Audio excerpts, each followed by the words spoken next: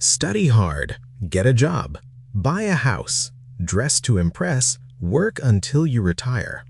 That is the plan, right? That is what you were told. And the scary part is, most people follow that plan their entire lives and never once stop to ask why they still feel stuck. Here's the thing. The middle class is not a destination. It is a trap. And the reason most people never get out of it is not because they are lazy, not because they are stupid, and not because they did not work hard enough. It is because of three specific habits that keep pulling them back down every single time they try to move forward. And the worst part? These habits feel completely normal. They feel responsible. They feel like the right thing to do. That is exactly what makes them so dangerous. So in this video, we are going to name them. We are going to show you exactly how they work, and then we are going to show you the way out. But before we get into it, let's be honest about something. Not everyone who is middle class is there by choice, and not everyone can simply decide their way out overnight. Life is complicated. Responsibilities are real. If you are fighting just to keep the lights on, this is not a lecture. But if you have some room to breathe, if you have income coming in and you still feel like you are going nowhere, then this video is for you. Because the habits we're about to talk about are the reason that gap between earning and building never closes. Let's get into it. Habit 1. Spending every raise before it lands. There is a pattern that plays out almost universally in the middle class, and it goes like this. You work hard, you earn a promotion, your income goes up, and within a few months you have absolutely nothing extra to show for it. This is not a coincidence. This is lifestyle creep, and it is one of the most silent wealth killers that exists. Here is how it happens. The raise comes in, and your brain, which has been working hard and feeling deprived, tells you that you deserve better now. So you upgrade the apartment, you trade up the car, you start eating at nicer restaurants, you book a slightly more expensive holiday. Each individual decision feels completely justified. You earned more, so you spend a little more. That is just normal, right? But here's what actually happened. Your expenses expanded to swallow every extra rand, every extra rupee, every extra dollar you made. The gap between what you earn and what you keep stays exactly the same. Sometimes it shrinks. You're making more money than you ever have in your life, and you're still broke at the end of every month. Just broke at a higher salary. And this is where it gets really interesting, because it's not just about the spending itself, it's about what that spending signals to the rest of your life. When you spend every raise, you are telling yourself that income is for consuming, not for building. And that belief, that quiet, invisible belief, is what keeps you on the hamster wheel indefinitely. Think about it like this. Imagine two people. Both of them get a raise of $10,000 a year. Person A upgrades their lifestyle immediately. New car, nicer flat, better restaurants. Within 3 months, their expenses match their new income perfectly. Person B takes that same raise and redirects a chunk of it, even just 30%, into building something, a small business, a skill, a real productive asset, something that generates value. 5 years later, person A is still trading their time for money, still one bad month away from panic, still wondering why they never seem to get ahead despite earning well. Person B has built something that works for them even when they aren't working. Same starting point, completely different outcomes. The only difference was the habit of what they did with the extra money when it arrived. The trap is not the spending. The trap is the automatic, unthinking decision to spend. Every time income goes up, lifestyle goes up to match it, and you never actually get ahead. You just get more comfortable being stuck. Habit 2. Buying liabilities and calling them assets. This one is the most common habit in the middle class, and it is the most common precisely because it creates the most convincing illusion of wealth. Let's get the definition straight first, because this is where everything starts. An asset is anything that puts money into your pocket. A liability is anything that takes money out of your pocket. That is it. No debate, no exceptions. Now, here's where most people get this completely wrong. They spend their entire working lives accumulating liabilities and genuinely believing they are building wealth. The car is the most obvious example. You drive to the dealership, the salesperson shows you something newer, something nicer. And then comes the pitch. We can get you out of your old payment and into this one for less per month. Sounds perfect. Lower payment, better car. You sign. But here's what actually happened. Your old loan got rolled into the new one. You still owe money on a car you no longer have, and now you owe even more on the new one.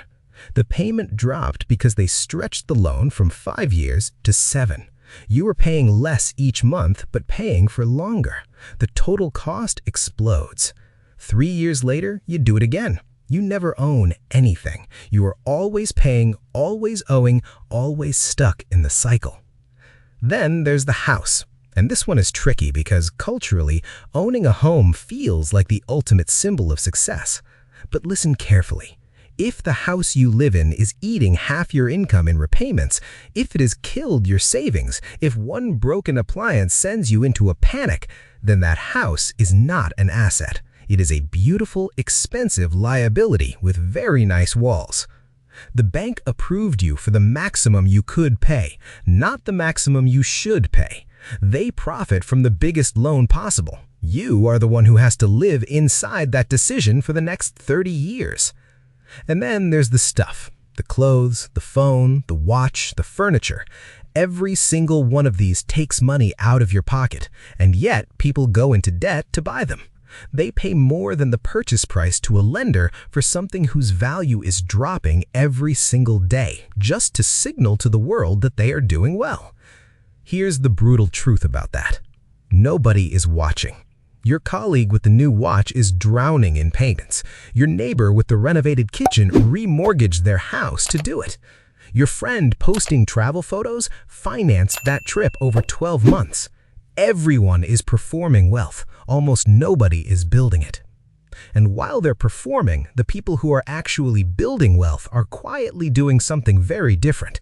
They are redirecting money toward things that generate income, a small service business, a skill that they can monetize, a productive asset that earns while they sleep.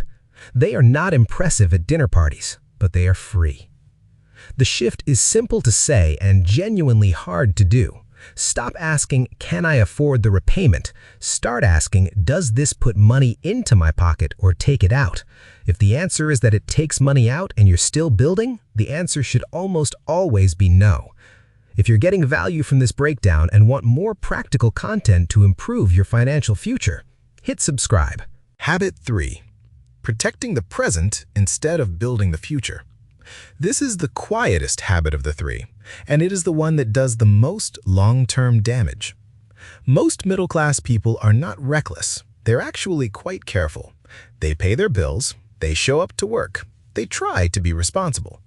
But there is a version of responsibility that is really just fear wearing a sensible outfit, and that version keeps you exactly where you are. Here's what it looks like in practice. You have some money left over at the end of the month, not a lot, but something. And instead of directing that money toward building anything, you hold it. You keep it liquid. You tell yourself you might need it. You tell yourself now is not the right time to start a business or learn that skill or make a move. The economy is uncertain. Life is busy. You'll start next year when things settle down. Next year arrives, nothing has settled down. You still have not started, and the window that was open is now a little smaller. This is the emergency-free delusion applied not just to savings, but to decisions. The assumption that if you just keep things stable, if you just protect what you have, everything will be fine. But staying still in a system designed to extract value from you is not protection. It is slow decline. And here's the other side of this habit that nobody talks about: the side hustle trap. When the budget stops working, most people do not fix their spending. They go out and earn more instead. They pick up extra work, freelance on weekends, drive for a delivery app at night. The extra money comes in and briefly relieves the pressure. But because the underlying spending never changed, the lifestyle that required the extra work stays exactly the same. Worse, the extra income often inflates the spending further. You are working 60 hours a week, so you deserve takeout. You're exhausted, so you pay for convenience. The side income vanishes into the same holes as the main income. And you're grinding yourself into the ground to maintain a spending level that should not exist in the first place. Here's the thing. Cutting $500 from your monthly expenses gives you $500 every single month forever, without any extra work. Earning an extra $500 requires constant effort, ongoing sacrifice, time you are not getting back. One solves the problem. The other just powers through it. The habit of protecting the present instead of building the future shows up everywhere. It shows up in the decision to take the safer job instead of building the skill. It shows up in the decision to hold the cash instead of putting it to work in something real and productive. It shows up in the decision to keep doing what is comfortable instead of doing what is necessary. And every year that passes where you make that choice, the cost compounds, not just financially, in confidence, in options, in the kind of life you could have built if you had started earlier. So what do you actually do? 3 things, and they are simple, not easy, but simple. First, the moment any extra money comes in, whether it is a raise, a bonus, a bit of freelance income, anything, you assign it before you feel it. You decide in advance that a set percentage of that money, start with 10%, goes toward building something, a skill, a small business, a real productive asset. You do not wait to see what is left at the end of the month, because there will never be anything left. You decide first. Second, you start asking one question before every significant purchase. Does this put money in my pocket or take money out? That is the only question that matters. Not can I afford the monthly payment, not do I deserve this. Does it build or does it drain? Train yourself to ask that question until it becomes automatic. Third, you stop waiting for the right time. There is no right time. There is only now and the compounding cost of waiting. The person who starts building something small today, something imperfect, something that barely covers rent in the beginning, is building the identity of someone who creates rather than consumes. And that identity shift is worth more than any single financial decision you will ever make. Here's what nobody tells you about escaping the middle class. It is not one big dramatic move. It is not one genius investment or one lucky break. It is the slow, consistent, unglamorous work of breaking these 3 habits one decision at a time. Stop spending every raise before it lands. Stop buying liabilities and calling them assets. Stop protecting the present at the cost of your future. Because the middle-class trap is not a life sentence, it is a set of habits, and habits can be changed. The question is not whether you are capable of more. You already know you are. The question is whether you are going to keep doing what feels comfortable or start doing what actually works. That decision is yours, and it starts right now. If this hit home, subscribe and tell me in the comments which habit you're breaking first.